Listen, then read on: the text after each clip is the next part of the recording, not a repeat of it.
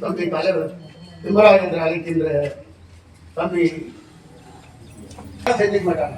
எல்லா காலத்துல இருந்து நம்ம பாக்குறோம். நீங்களா நடக்காரு 10 எம்எல்ஏ பாத்துக்கிறோம்.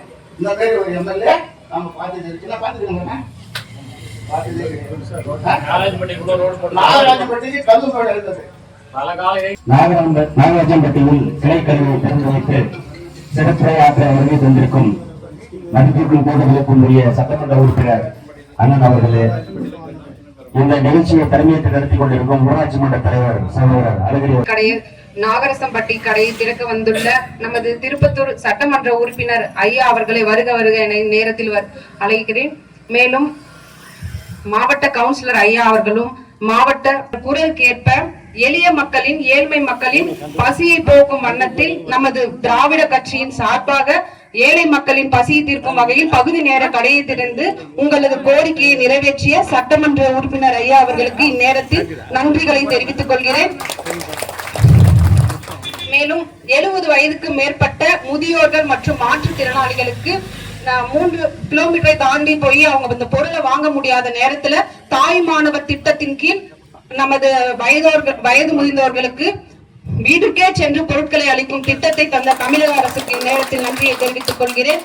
மேலும் இச்சங்கத்தின் கீழ் சங்க உறுப்பினர்கள் ஆகிய நீங்களும் பொதுமக்கள் ஆகிய நீங்களும் பயன்பெறும் வகையில் தமிழக அரசு தந்துள்ள அனைத்து திட்டத்தின் கீழ் பயன்பெற்று சட்டமன்ற உறுப்பினர் ஐயா அவர்களுக்கு நன்றி கடன் தெரிவிக்கும் வகையில் அனைவரும் செயல்பட வேண்டும் என்று இந்த தருணத்தில் தெரிவித்துக் கொண்டு பொதுமக்கள் அனைவருக்கும் நன்றி வாழ்த்துக்களை தெரிவித்து விடைபெறுகிறேன். நன்றி.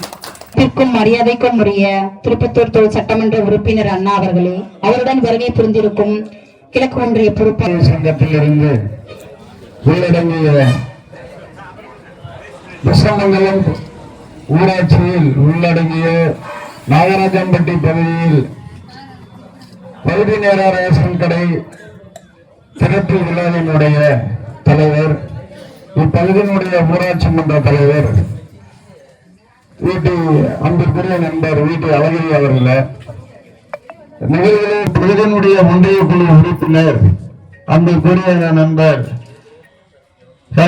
வினோத்குமார் அவர்கள், நாகராஜம்பட்டி பகுதி நேர கடை திறந்திருக்கின்ற இந்த நிகழ்ச்சியை தலைமையேற்று செய்யக்கூடிய நம்முடைய ஒன்றிய கழக செயலாளர் அருமை சகோதரர் மோகன்ராஜ் உள்ளிட்ட வருகை தந்திருக்கின்ற உள்ளாட்சி பிரதிநிதிகள், சேர்மன், தலைவர், கவுன்சிலர், மேடையில் வீட்டிருக்கின்ற உங்கள் அத்தனை பேருக்கும் பெரும் திரளாக வந்திருக்கின்ற அன்பு சகோதரிகள், தாய்மார்கள், உங்கள் சார்பாக முதல்ல இந்த ரேஷன் கடை நம்ம பிரிக்கிறோம் அப்படின்னு சொல்லி என்னோட முயற்சிக்கு கூட்டுறவுத்துறை சார்ந்த அதிகாரிகள், காரணம் என்னன்னா எந்த ஒரு செயலை எம்எல்ஏ ஒரு கோரிக்கை மனுவை நம்ம கலெக்டர்கிட்டயோ அமைச்சர்கிட்டயோ கொடுக்கும் போது அதுக்கு உண்டான ரெஜிஸ்டர் பகுதி நேர கடைகள் தான்.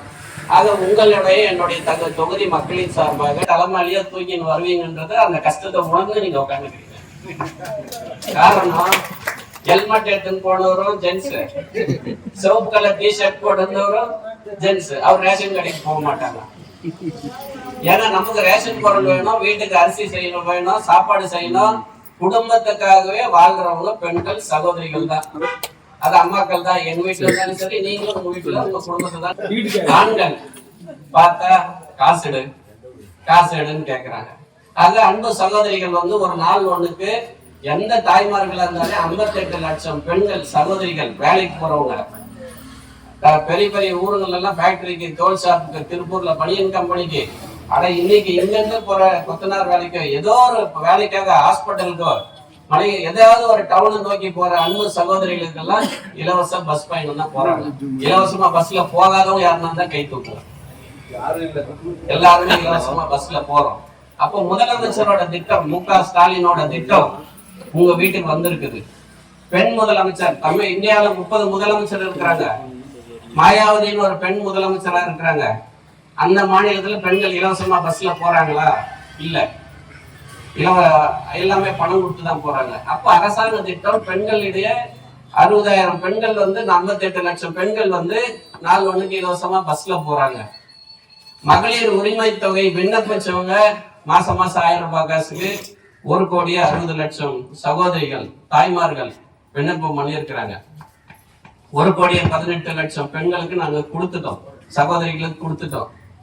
இந்த இன்னும் ஒரு 15 மாசம், ஒரு மாசத்துக்குள்ள 32 லட்சம் குடும்பங்களுக்கு கொடுத்துட்டா அந்த குடும்பங்கள் விண்ணப்பிச்சவங்களுக்கு எல்லாருமே அந்த உரிமை தொகை போய் சேருது. அப்ப முதலமைச்சர் யாரை நோக்கி வராரு? ஆண்களை நோக்கியா செய்யறாரு? இல்ல, பெண்கள் சகோதரிகள் உங்களை நோக்கி தான் செய்யறாரு. ஆக எண்ணற்ற திட்டங்கள். ஏன்னா நான் அதிக நேரம் எடுத்துக்கிட்டு விருப்பம் சொல்ல, இந்த கடை வரணும்னு சொல்லி பல்வேறு முறை எங்கிட்ட முயற்சி பண்ணாங்க. வினோத் கவுன்சிலர் பண்ணாரு, தலைவர் அழகிரி பண்ணாரு, சரவணன் எல்லாருக்கும் சால்வை போட்டார். சால்வையும் நாங்க தான் அவருக்கு போடணும். காரணம் என்னன்னா, எங்க ஊருக்கு கடை வேணும், எங்க ஊருக்கு ரேஷன் கடை வேணும்னு சொல்லி 5 முறை ரேஷன் என்ன தேடி ஆபீஸ்க்கு வந்திருப்பார். ஆக அவரை நான் பாராட்ட கடமைப்பட்டிருக்கிறேன். ஆக எண்ணற்ற நம்முடைய இவ்வளவுதான் முதலமைச்சர் செஞ்சாருன்னு வச்சுங்க. ஆனா தேர்தல் வந்த உடனே ஏமாத்துறதுக்குன்னே ஒரு கூட்டம் இருக்குது. பிஜேபி மதவாத பிஜேபி ஆட்சி பார்த்தீங்கன்னா இன்னைக்கு அதிமுக கட்சியோட கூட்டணி அமைச்சுதான் 2026 தேர்தலுக்கு வருவாங்க. வரும்போது திமுக காரங்க என்ன செஞ்சாங்க உங்களுக்கு அப்படின்னு ஒரு வார்த்தை கேட்டீங்கன்னா நீங்க எல்லாம் மறந்துடுறீங்க எல்லாத்தையும். அப்படி மறக்க கூடாது. 2021 நான் 29,000 வாக்கு வித்தியாசத்துல உங்களால் ஓட் போட்டு நான் இந்த தொகுதியில ஜெயிச்சிருக்கேன். நம்முடைய நாடாளுமன்ற உறுப்பினர் இப்ப எம்பி ஜெயிச்சாங்க. 35,000 வாக்கு வித்தியாசத்துல இந்த தொகுதியில நான் ஜெயிச்சிருக்கிறோம். உங்களோட ஆதரவு, தாய்மார்களோட ஆதரவு, சகோதரிகளோட ஆதரவாக தான் 2026 திருப்பத்தூர் சட்டமன்ற தொகுதியில யார் உதயசூரியன் சின்னத்தில் வேட்பாளராக நின்றாலும் 40,000 வாக்கு வித்தியாசத்தில் ஜெயிப்பது உறுதி.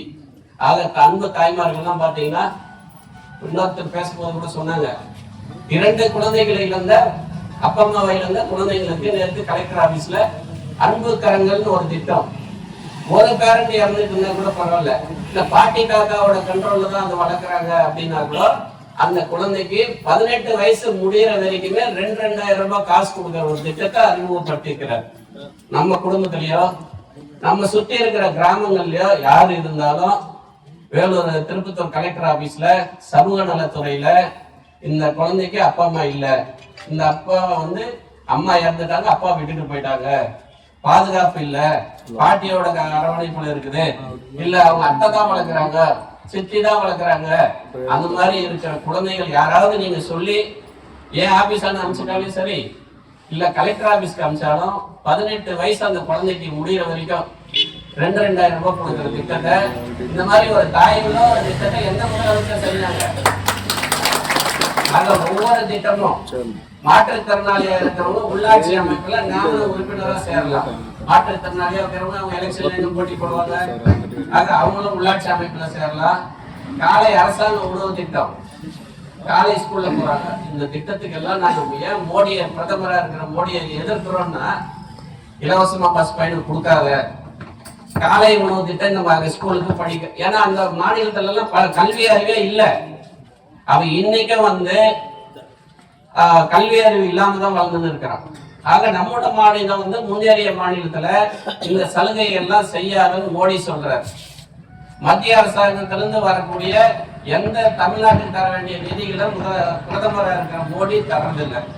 அதனாலதான் நம்முடைய முதலமைச்சர் அவர்கள் மத்திய அரசாங்கத்தை பிரதமராக இருக்கிற மோடிய அதிகமா எதிர்க்கிறதுக்கு காரணம் என்னன்னா, நாம முன்னேறிய மாநிலமா மாறுறது, பசங்க நம்ம வீட்டுல இருக்கிற பசங்க எல்லாம் படிப்பறிவு பெறுறது, இந்த மாதிரி பாத்தீங்கன்னா வசதிகள். இன்னைக்கு பேரம்பட்டு சொசைட்டி பிரிச்சு விஷமங்கலத்துல ஒரு கிளையை ஆரம்பிச்சோம் விவசாயிகளுக்கு. அந்த பக்கம் அந்த இருக்குன்னு ஒரு ஹைஸ்கூல் இருக்காது, 5 கிலோமீட்டருக்கு உண்டான ஒரு பால் வாயில நம்ம மாநிலத்துக்கு தர வேண்டிய தொகையை தர்றதில்லைன்னு சொல்லிதான்